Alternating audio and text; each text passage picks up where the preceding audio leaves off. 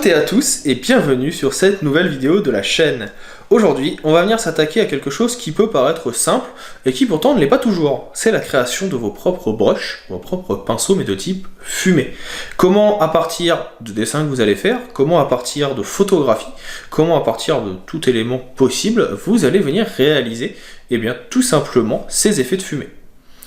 Si jamais vous avez des questions au cours du tutoriel, qu'il y a des choses que vous ne comprenez pas et que vous aimeriez développer un petit peu plus, n'hésitez pas, ce sera avec plaisir que je viendrai vous aider.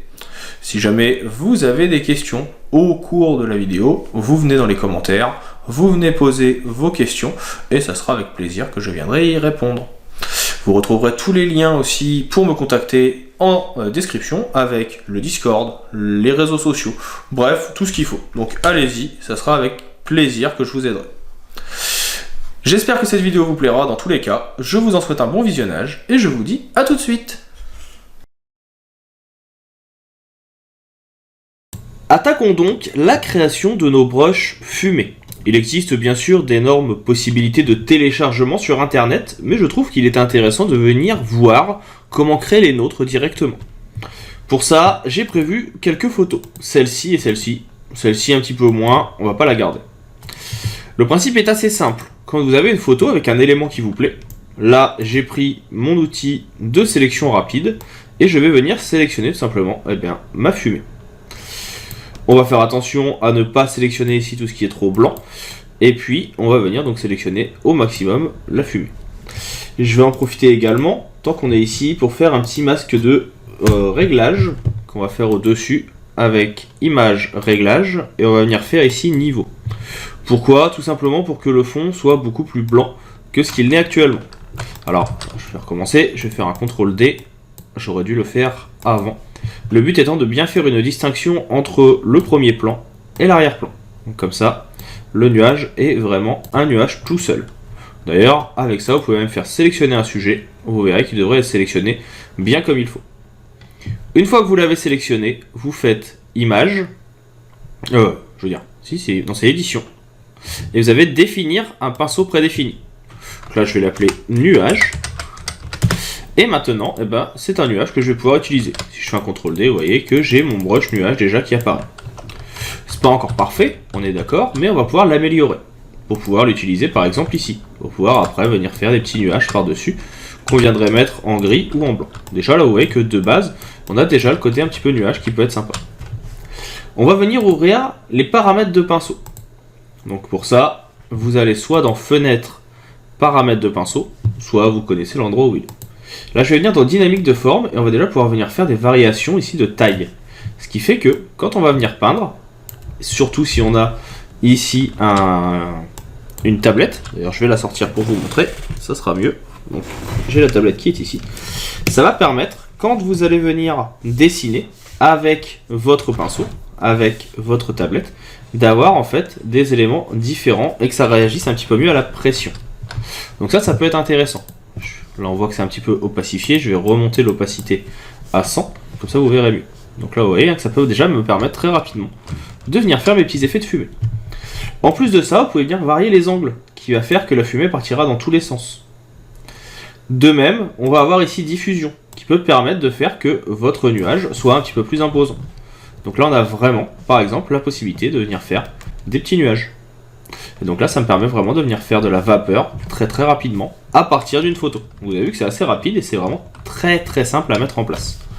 Bien sûr après vous pouvez jouer avec d'autres options, la texture ou encore le pinceau double qui permet d'avoir deux textures en même temps.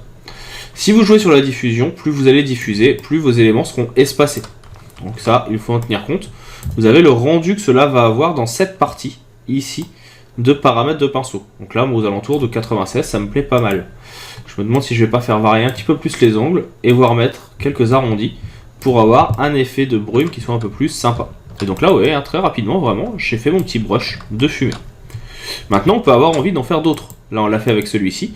On peut venir récupérer d'autres photos. Par exemple, ici, je peux venir récupérer cette partie. Donc, je le sélectionne rapidement avec le lasso. Édition. Définir comme un pinceau prédéfini. Et donc là, vous voyez qu'il y a bien une distinction entre les deux. Attention, ça va être très très net ici. Pour modifier ça, je vais faire sélection, modifier. Hop là, si je clique trop vite, ça marche moins bien. Et contour progressif. Le contour progressif, ça va permettre de venir flouter un petit peu le bord. Donc là, si je fais maintenant édition, définir comme pinceau, on va avoir quelque chose qui va être un peu plus doux. Si jamais ça ne vous plaît pas, ce que vous pouvez faire, vous revenez en arrière ici, vous appuyez sur le mode masque. Le mode masque, ça vous permet en fait de définir un petit peu mieux vos sélections. Je vais prendre ici un pinceau, on va partir du principe qu'on n'en a pas encore créé, hein. Voilà. Je vais prendre un pinceau qui va être ici à bord doux, et en fait on va venir peindre. Et les endroits où vous allez venir peindre avec du blanc, c'est comme ça que je les paramétré, vont permettre de venir, eh bien en fait, ne pas rentrer en compte dans la sélection. Ça va permettre de flouter en fait un peu plus le bord. Une fois que c'est fait, je quitte le mode masque et vous voyez que ça a adapté ma sélection. Et toujours pareil, édition, définir un pinceau prédéfini. Je clique, et si maintenant je reviens ici, vous voyez que vous avez votre pinceau qui va apparaître. Encore une fois, il va être intéressant de venir modifier déjà la dynamique de forme, pour avoir des variations de taille, pour avoir un diamètre plus ou moins important, et des variations d'angle. Le problème qu'on va avoir ici, c'est de ma faute, c'est que vous voyez que vous avez un élément qui va être relativement carré. Donc pour ça, je vais venir en fait refaire mon brush, ça m'apprendra. Je n'y avais pas pensé. Quand vous faites votre brush, si vous le faites ici contre le bord, c'est exactement ce que j'ai fait, hein, il va prendre en compte justement la partie du bord, et donc il va faire quelque chose de très net, ce qui n'est pas forcément ce qu'on veut mettre en place. Donc là, modifier, contour progressif, on va le mettre à 20. Et là, si je fais image, non, édition, à chaque fois j'oublie, et que je transforme, si je viens ici, et là on va avoir quelque chose qui va ressembler un peu plus à ce que je veux. Dynamique de forme, variation de taille, on va faire varier les angles, on peut faire varier aussi les arrondis, et donc là on va commencer à avoir quelque chose qui va être un petit peu plus surréaliste et qui peut être intéressant. Pareil, on peut jouer sur la diffusion, on peut jouer sur la variation numérique, c'est-à-dire qu'il va y en avoir plus ou moins beaucoup, et donc là vous voyez que directement on peut avoir notre petit effet. Et donc là je peux venir soit faire un brush un peu plus fin, soit avoir un effet de fumée un peu différent.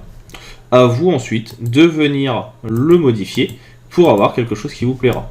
Là j'ai mis un petit côté humide, c'est pas celui qui me plaît forcément, faut que je retrouve où il est. Voilà, variation de l'opacité qui va permettre aussi de venir modifier l'effet de l'élément et ce qui va être plus ou moins visible. Et donc ça peut aussi être utile pour créer un effet de brush. Donc voilà pour ce petit tutoriel sur la création de brush et plus particulièrement de brush fumé. Alors vous voyez que ça va dépendre vraiment de la photo que vous allez choisir à la base, hein, qui va vous permettre de créer des choses plus ou moins graphiques. Mais très rapidement on peut venir se créer des petits effets assez sympas. Si jamais vous avez des questions, je reste disponible dans la section commentaires. Si la vidéo vous a plu, un abonnement, un like, un partage, vous connaissez la chanson. Et puis pour ma part, il ne me reste plus qu'à vous dire à bientôt pour d'autres tutoriels Photoshop et à vous souhaiter une bonne continuation.